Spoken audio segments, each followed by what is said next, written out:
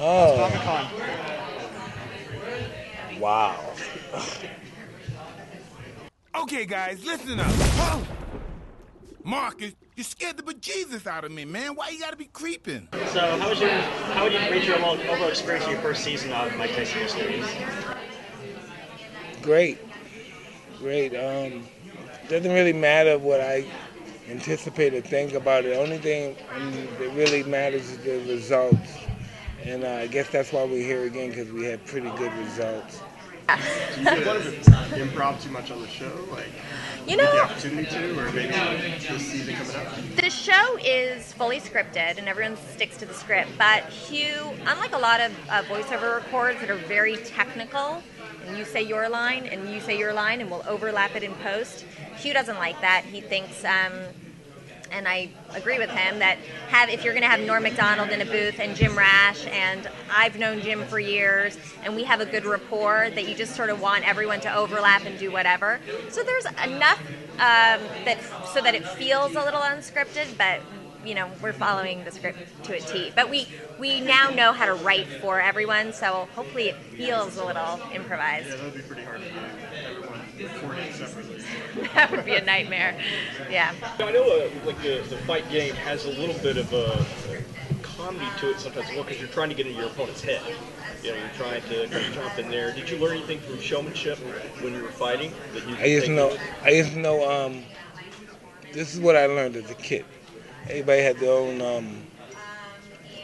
I just know my objective is when I'm finished whatever I'm doing in front of an audience of people, my sole objective only is for me to have them say, when's the next time I can see him?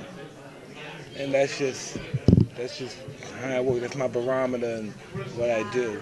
Yeah, well, I'm certainly in that group. I love watching your stuff did back in the day too. Thank you. You've got me laughing about cheese frittata now. I have no idea why. It's always every time I hear cheese frittata, I hear you say cheese frittata. When Warner Brothers first approached you to do this, did you set down any? I said no. I said I don't want to do it. You said no? Really? Yeah, I said no. So how did they convince you? And then did you give them Hugh said no too. Hugh Davis and we both said no, this is not going to work. I guess that's why they're the suits at Warner Brothers, and that's why we're the working stiffs, because they know what's going to work and we don't. But did you give them any rules, like say, I didn't want to do nothing. I didn't want to do anything. I don't want to do this. But you did. I didn't want to do it. And then eventually Stu, I thought it was like, you know, like I was saying earlier, it was like, you know, the first Edison photo movie, click, click, click, you know, you take the books and pages, and I thought it was going to be like that. And then when I saw it, the first draft, it was pretty much up to date, very sophisticated, and I said, yeah, I want to try to do this and make it look good, because then it really looked good. It made you look good. I'm acting while I'm doing my voiceover. I'm in,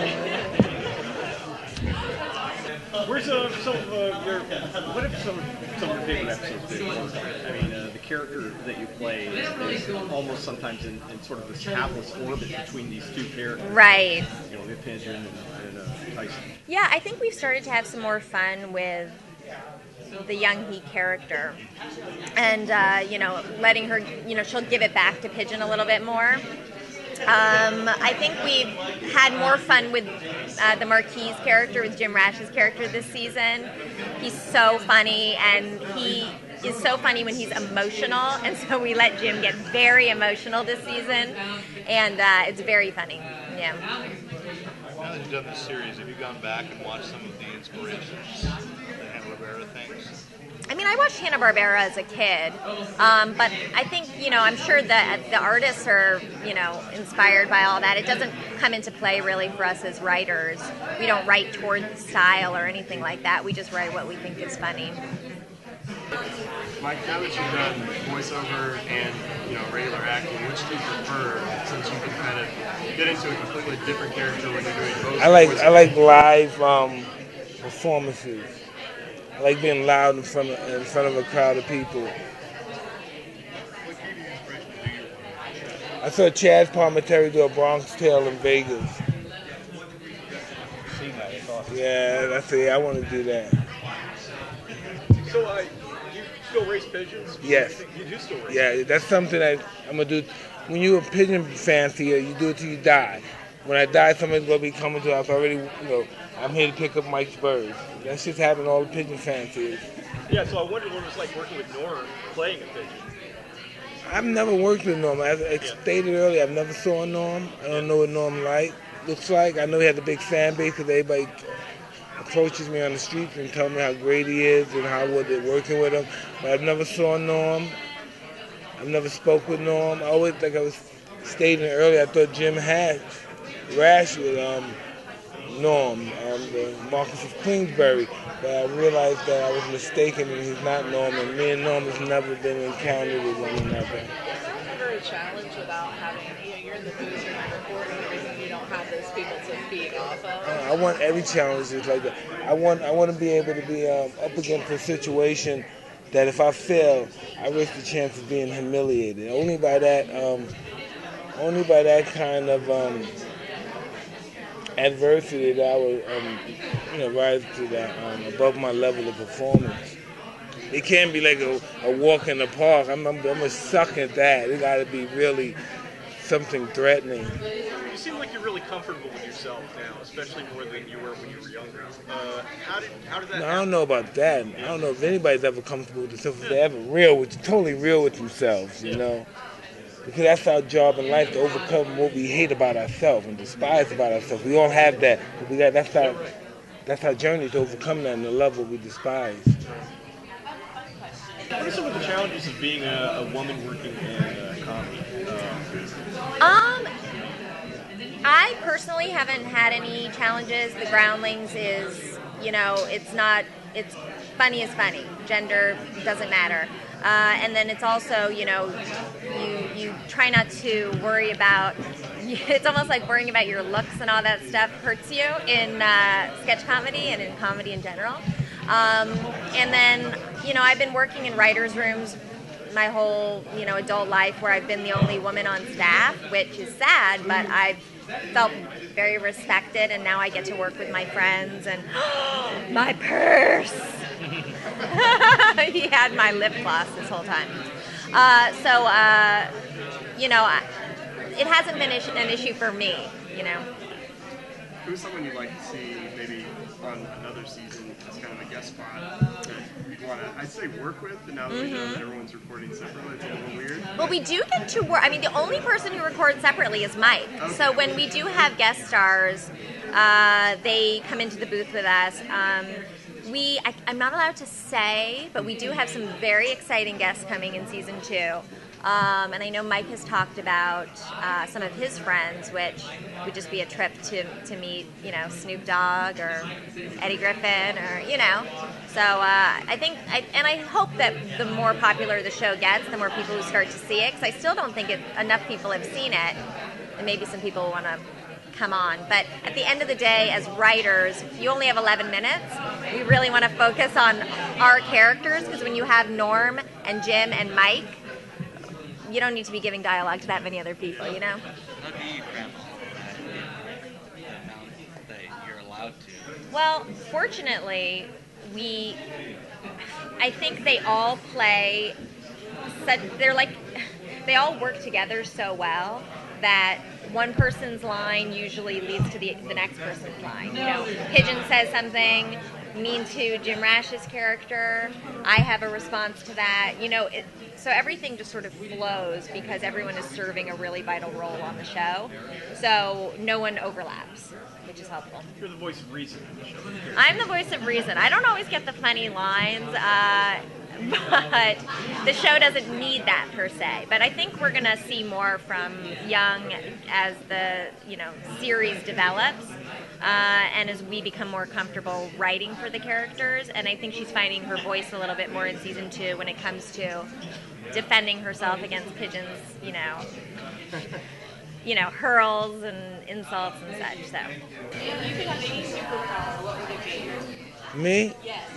I'll be able to read people's minds. I love it. And then I know how to move. Okay. Oh, I can do that. Right. I think you'd hear, "Oh no, run" a whole lot. Oh no, I won't hear that. You hear? I hate that motherfucker. How can I get some money out of this guy? Let's get this company. Let's get that. Let's use him to get that. Do you find yourself turning down more and more stuff since you've gotten into acting now? I mean, I see you in a lot of things. I imagine you're pretty busy with all this stuff. I don't want to turn down things. I just like working. I like working. If I work for free, I just like working. I've got to stay busy working. I know that a lot of boxers haven't had the same success you have. Sometimes pro athletes end up getting out of their what they were most known for and kind of decline. But you've managed to keep getting better and more excellent at anything you do. That just comes from having a great support system. It has nothing to do with me. I have the aptitudes to be able to do something, but without a great support system, you're nothing. What has it been like for you to watch the fan base grow? I mean, I know we're talking about you guys in New York, now Yeah. here in San Diego. I'm sure you've seen like just numbers, growth, everything. It's so cool. I mean, it's it's all, it's Mike. I mean, it's unreal just walking around with Mike to see people's reaction. I mean, it's crazy, What's the craziest thing you've seen? I mean, at New York Comic Con, I thought it was very strange because usually they bring us down this hallway and in this elevator and then you go into this van but in New York Comic Con, he was just walking through the floor. I was like, is this okay? And he's so friendly, and so if someone's like, can I get a picture? He stops for a picture. Can I shake your hand? He shakes their hand. It's like, he's a genuine person. He's happy to be doing what he's doing, and it's a pleasure to work with him. Did you have any misconceptions about Mike before you started working with him? You know what? What I knew about Mike is the person he is now, and that he is constantly trying and seeking to be a better human being. So I had respect for that, tons of respect for it. And then what surprised me was how funny he is and how real and authentic he is. What kind of comedians growing up inspired you to get into improv and ground? I'm sure there's a long list. Yes. I was obsessed, of course, with, Jerry Seinfeld and Ellen DeGeneres' stand-up. Paul Reiser, everybody on Saturday Night Live, Norm Macdonald. I mean, I was truly, truly such a fan of, and Dana Carvey and Nora Dunn, and then now I get to some of our friends, Kristen Wiig and Melissa McCarthy. These are women that we've performed with, but I'm huge fans of their work, so. So, going from here, what if you had a dream project, what would it be? My dream project? Yeah, just jump in any kind of movie or TV show you like. What else would catch your fancy? I don't know. I think I would want to direct and produce. Be behind the camera. I did a documentary named Champs. It was a documentary about the lifestyle of 3 very successful champions that come from really crime and it's crime and drug-infested areas. Just really the bottom of the line in America that you're going to get, as far as the inner city is concerned. And my personal opinion, everyone has it. When I saw the film, I saw three people that had great potential, and the shame of where they were and the desire to get out of the rut that they were in made them extremely successful, all 3 of us. Have you seen a dog fight? A documentary. It's about backyard fighting in Florida. Periodically. I saw it. Yeah, it's a documentary. No, it's all over the country. They have organizations like that all over the country, underground organizations. So, Mike, what's I have to finish this shit. What's scarier, a heavyweight fight or coming here with 100,000 geeks, freaks, and weirdos? Neither one. Really? Same thing? Same to you? It's just all the day's work? Yeah, I try not to, like I was stating earlier, I try not to get my own self-aggrandizement involved with this stuff. 'Cause that's when I always fuck up. I fuck up when I'm in my selfish mode. It never fails. It never fails. When I'm always thinking about how I'm gonna get stimulated from a situation, regardless whatever it takes to get there, I'm going down. It just never fails. Never fails. That's what my kryptonite is, selfishness. It never fails. Do you have a favorite episode so far? I have a favorite episode. Or is there one coming up that you're really excited about?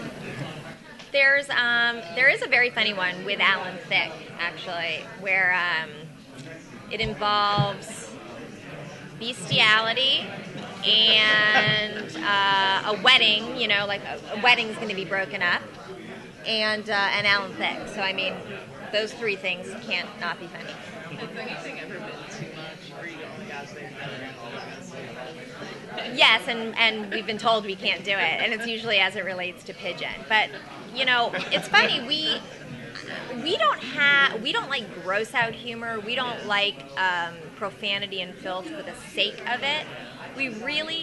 So when we write things like that, it's really because we think they're funny, we think they're authentic to the character. So it's not for shock. None of it really is for shock value. So if we put it in there, we think it's funny, and we don't. For me, nothing can go too far, but we have been told to pull back on That was pigeon. something you shared in common with Norm then. I remember in the 80s or 90s when you saw about Michael Jackson, he got fired for saying, look, yeah, he's a pedophile. Right, You know? right. I mean, Norm is he's so funny. I wish we could record the records that are not the dialogue, because, you know, how long does it take to record 11 minutes? But we're there for 4 hours, and Norm just goes on these tangents that are so funny. But to me, comedy, you can't be precious. You can't worry about stuff like that. You just have to be funny. So. It probably helps being on Adult Swim and be able to push. That's a huge relief for us, just because we had come from writing the Looney Tunes show, which I thought was also super funny and fun to work on, but there's only so much you can do, only as far as you can go. So now we really feel like we have no limitations, and so it's liberating as a writer. Yeah, completely different world. Totally different world. Although my kids don't watch either. Oh, really? They don't, yeah. You said you're saying maybe doing something behind the scenes. Have you ever, when you're doing this later seasons of My Tyson Mysteries, have you ever thought about like giving some suggestions for episodes or what should happen to characters? Oh, absolutely. I was suggesting that he and the pigeon constantly conflict with one another. I was thinking that Yung should decide to adopt a cat. And the pigeon be trying to get the cat, and then you know how the cats sometimes just look at their prey when they can't get them, they're too high somewhere in the tree, and he should dump on the cat sometimes. Getting kind of dark, I'm sorry. That's what pigeons do. Do you have a favorite episode from season 1? I used to do every episode the best of my ability. Okay. But there might have been a story that appealed to you more than others? Yeah, I was a serial astronaut killer reluctantly. A reluctant serial killer for astronauts, yeah.